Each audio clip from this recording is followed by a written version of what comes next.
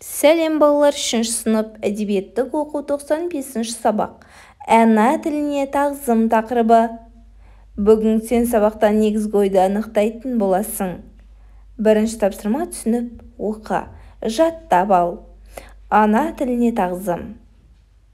Ана тілі біздің туған анамыз. Анамыздай сыйлап, бағып қағамыз. Ана тілін бағаласақ қалай біз?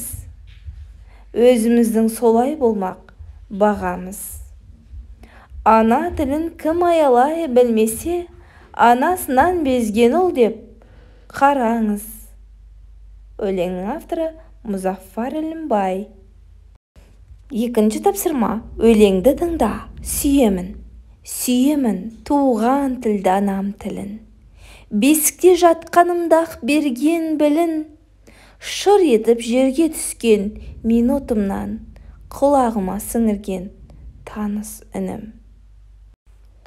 Сол тілмен шешем мені әлдилеген, еркелеткен құлыным жаным деген. Сол тілменен бірінші білгізілген ана деген сүйгендік сөз һәмменен. Сол тілменен үйрендім нәрсе аттарын, сол тілмен дінді, әдетті мен жаттадым. Ең бірінші сол тілмен сыртқа шықты, сүйгенім, жек көргенім, ұнатқаным. Өлеңнің авторы Сұлтанмахмұт Торайғыров. Үшінші тапсырма. Түсініп оқы. Өлеңнің авторы туралы әңгімеле. Сұлтанмахмұт Торайғыров қазақтың белгілі ақын ағартушысы. Ол 1893 жылы солтүстік Қазақстан облысы Уәлиханов ауданында дүниеге келген.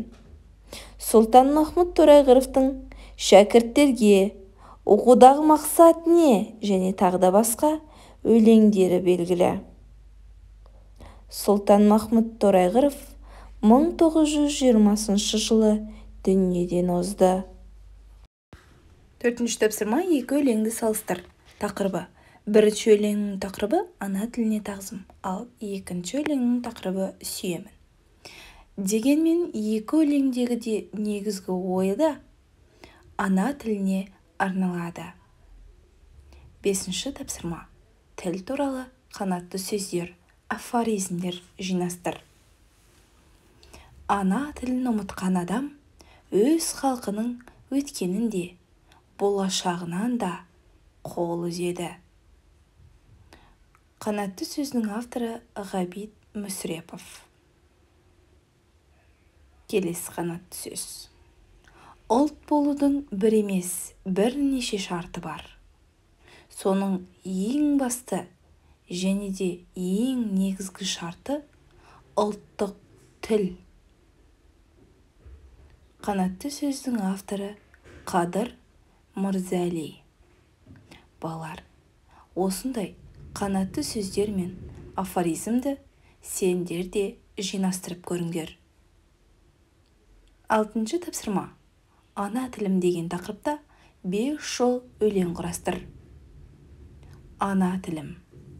Ана тілім өз тілім, қанмен келген текті тілім. Жүректегі үнмен айтамын, иектегі тілмен айтамын. Ана тілім, өз тілім, ұлы тілім. Балалар, ана тілім тақырыбында 5 жолды осындай өлең құрастырып көріңдер. Жарайсыңдар, өте жақсы. Бүгінгі сабақ түсінікті болса, видеоға лайк басып, каналға тіркеліп алыңдар.